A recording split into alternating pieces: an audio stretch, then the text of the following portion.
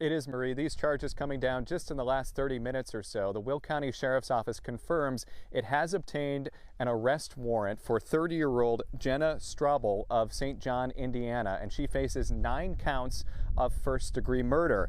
And the Sheriff's Office says that this was a targeted incident. We have some video that we collected from yesterday showing the scene out here. This was on East Norway Trail in Crete. Sometime in the early hours of Monday, March the 23rd, 2026, a concerned family member picked up a phone and made a call, not to ask for something, not to report something they had seen, just to ask someone to go and check, to drive out to a house on East Norway Trail in Crete Township, Illinois, and make sure everything was all right.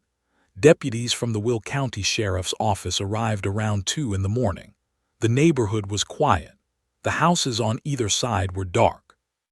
Then they saw the car in the driveway. Then they saw the man inside it. Then they walked to the front door. And just inside, near the threshold, close enough that they had clearly heard something and come to see what it was, were 2 more people, a woman and a man, husband and wife, shot dead a few feet inside their own home. 3 members of the same family, gone before anyone thought to check on them. And somewhere in Indiana, 8 miles away, a woman was already home. There is a detail about Stacy Ford that tells you almost everything you need to know about who she was. She had worked as the director of finance at Rhoda, a business sign printing company in Linwood, Illinois, for 21 and a half years. Not 20, not 22, 21 and a half. The kind of precision a person uses only when the number matters to them, when you have been somewhere long enough that even the half year feels worth counting. 21 and a half years is not a job. It is a life built inside a place. It is the morning coffee routine and the colleagues who become something closer than colleagues. It is the institutional memory that nobody else carries. It is the person everyone goes to when they cannot find something, when they need to understand how something works, when they need someone who was there before the current version of everything and remembers what came before. Her employer called her the backbone of Rhoda. That word was not chosen casually. A backbone is not the visible thing. It is not the face of the operation or the name on the door. It is the structural thing, the thing that holds everything else upright without being noticed until it is gone, at which point the absence is immediately and catastrophically felt. Her church community described her as a faith member and part of their Celebrate Recovery family, a Christian recovery ministry that exists to help people work through addiction, trauma, and life's hardest chapters. Stacy Ford was not just a member of that community. She was a presence in it, the kind of person whose name a pastor uses when he is asking his congregation to pray, not because she was famous or prominent, but because she was known, because people felt the specific shape of her. She was a native of South Holland. She had built her life in the south suburbs of Chicago, married a man named Patrick, raised children, watched those children grow into adults, became a grandmother. She deeply valued her marriage, her children, her grandchildren, and her relationship with Christ. Those were not the words of a press release. They were the words of the people who had known her for decades, written in the hours after they learned she was gone. Patrick Ford had come a long way to build that life beside her. He was originally from County Sligo, a coastal county on the northwest edge of Ireland, green and windswept, and a world away from the flat suburban streets of Crete Township. He had crossed an ocean, built a life, married, raised a family, and somewhere along the way put down roots so deep in this place that, when his neighbors talked about the street they shared, they talked about him as one of the people who made it what it was. A proud Irishman, his friends said, a man who kept his roots close even as he built everything new. They had not lived in Willowbrook Estates for long, but the vigil that gathered on their street 3 nights after they died drew about 100 people. That is not the turnout you get for strangers. That is the turnout you get for people who made you feel, in whatever time you had with them, that you mattered to them. Neighbor Alyssa Cox stood in the cold and said something simple and precise. They were the kind of neighbors that everybody would want to have. Their son Jake had come home. That is the detail that sits at the center of this story and refuses to move. He had graduated from Ileana Christian High School, had been living in Crown Point building his own life, his own chapter the next thing. But the relationship with Jenna Strouble had been difficult and on and off for years, and at some point he had moved back to the house on Norway Trail, back to his parents, back to the place where he was safe. He had just celebrated 1 year of sobriety. His family said so. The people who loved him said so with a specific kind of pride, the pride of watching someone do a hard thing and hold on to it. 1 year. That milestone means something particular to anyone who has ever fought that fight or loved someone fighting it. It is not the end of the battle. It is the proof that the battle can be won. Jake Lambert had won 1 year, and his family had gathered around that fact and celebrated it and believed, as families do, that the year ahead would be better than the year before. He was the father of 2 young children, 3-year-old Rhett and 4-year-old Ella.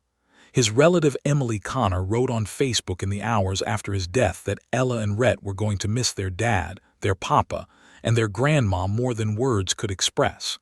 She wrote that Jake had just celebrated 1 year of sobriety, something they were so proud of, something that meant so much. 3 years old and 4 years old. They will grow up now without a father, without a grandfather, without a grandmother. They will grow up knowing what happened but not yet being able to hold the full weight of it. And at some point, in a few years or a decade or longer, they will be old enough to carry it fully. That is one of the many costs of what happened on Norway Trail in the early hours of that Monday morning, and it is the cost that will accumulate longest. The call that brought Will County deputies to that house had not come from nowhere. This was not a family that had existed quietly until the night everything broke. There had been an earlier night, an earlier call, an earlier crisis. In January of 2025, 14 months before the murders, deputies from the same Will County Sheriff's Office had responded to the same address on Norway Trail for a domestic battery and mental health crisis intervention. Jenna Strouble was involuntarily committed for mental health treatment following that incident. Read that sequence again slowly. The same house, the same deputies 14 months earlier, domestic battery, mental health crisis, involuntary commitment. The system had already been inside that situation. It had already documented what it found there. A woman in crisis, violence. The judgment made by professionals, formalized by a legal process, that this person was a danger serious enough to require involuntary hospitalization. That is not a low bar. Involuntary commitment is not a routine intervention. It requires a determination that a person poses a serious risk of harm to themselves or to others. The bar exists precisely because the consequences of crossing it are significant. Someone crossed it, someone made that call. Jenna Strouble was hospitalized. And then she was released. What happened after that release is not fully documented in the public record as it currently stands. We do not know how long she was held. We do not know what the conditions of her discharge looked like, what follow-up treatment was required or recommended, whether she complied with it, whether anyone was monitoring whether she complied. We do not know whether domestic battery charges were filed following the January 2025 incident. We do not know whether Jacob Lambert or his parents ever sought a protective order. We do not know whether anyone in the system looked at the January 2025 file in the months that followed and asked the next obvious question. Those are not rhetorical questions. They are the questions that the surviving family, Lucas Paulman, who lost his mother and stepfather and brother in a single night, and Rhett and Ella, who lost everyone, deserve to have answered by the people and the institutions responsible for answering them. What we do know is this. The system had a name. It had an address. It had documentation of violence at that address and a formalized determination that the person who had committed it was a danger. And 14 months later, the Will County Sheriff's Office itself said in a public statement that tragic events like this can be avoided for those wishing to seek help and assistance regarding domestic violence. That is a statement worth sitting with, because the question it raises is not whether help was available to the people who needed it. The question is whether the help that was already mobilized, the deputies, the mental health intervention, the involuntary commitment, was followed through with the weight it demanded. Whether the system that had already seen this situation once treated it as the warning it was. Jake Lambert had recently become sober. His family said he was working on himself. He had come home to his parents, to the house on Norway Trail, to the people who loved him without condition. The picture that emerges from everything left behind, the Facebook tributes, the church statement, the neighbor who stood in the cold and called them the kind of people everyone would want next door, is of a family that was a genuine refuge, a home in the fullest sense of the word. Patrick and Stacy had built something on that street, something warm and specific. Their son had come back to it because it was the safest place he knew.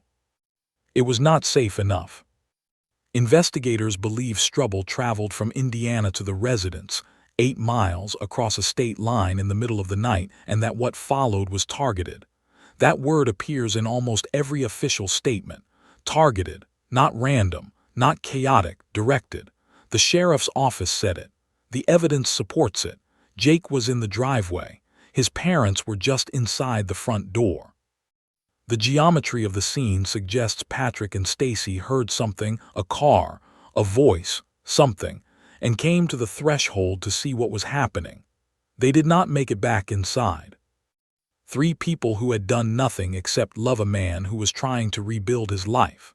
3 people whose house had been touched by the system once before and been left, as far as the record currently shows, to whatever came next.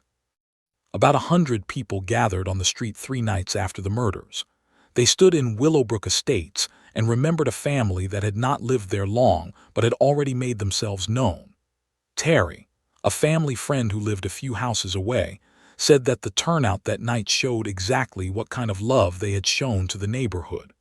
Alyssa Cox said they were the kind of neighbors that everybody would want to have. Faith Church Celebrate Recovery in Munster posted a statement asking its community to pray for Lucas, for Rhett, and for Ella, that God would surround them with love, give them comfort, and provide a community of support during this unimaginable loss. They asked their congregation to pray for everyone who had known this family through the Celebrate Recovery community. They described it as grief shared, a community holding the weight of what one family had lost. Stacy Ford's colleagues at Rhoda were doing the same thing, sitting with the specific and irreplaceable absence of a woman who had been the backbone of their workplace for 21.5 years. That number again, that precise, careful, unrounded number. The number of someone who counted, who kept track, who cared about the full accounting of a thing. Jenna Strouble is charged with 9 counts of first-degree murder. She is currently being held in Lake County, Indiana, awaiting extradition to Illinois, where she will face those charges in Will County Court. Investigators recovered a firearm at her home that matched the weapon used in the killings. She made incriminating statements to detectives following the homicides. She has not yet entered a plea. The legal process is in its earliest stages. Everything that follows, the evidence, the testimony, the fuller picture of the relationship and its history, will emerge in court. Nothing here should be taken as a legal determination of guilt. That determination belongs to the process that is now underway. But the questions that sit alongside that legal process are not legal questions. They are the questions a family and a community are already carrying. Whether the warnings were there, whether the system saw them, whether 14 months was enough time to do something more with what the January 2025 intervention had already established. Jake had just celebrated 1 year of sobriety when he was killed. His family had been proud of him. They had believed the next year would be better. He had come home to the people who loved him. Patrick had come from the other side of the world to build a life in this place. Stacy had spent more than 2 decades being the thing that held everything together, at work, at home, in her faith community, in the lives of her grandchildren. 3-year-old Rhett and 4-year-old Ella are going to miss their dad and their papa and their grandma more than words can express. Emily Connor said so. She said it in public, in the hours after the worst thing that could happen had happened, because someone needed to say it out loud and she was the one who did. That is what was on Norway Trail before the early hours of March the 23rd. That is what was lost. And somewhere in the distance behind that loss, not as explanation, not as excuse, but as a fact the record has already established and the full accounting of this case will eventually have to address, the system had already been there. It had already seen something. It had already acted once. And then the months passed. And then a concerned family member picked up the phone in the middle of the night and asked someone to go and check. The deputies went. They found the car in the driveway. They found the door. They were too late by hours. If you or someone you know is facing a domestic violence situation, the National Domestic Violence Hotline can be reached at 1-800-799-7233 or at thehotline.org. In Illinois, the Groundworks Domestic Violence Hotline is available at 815-729-1228.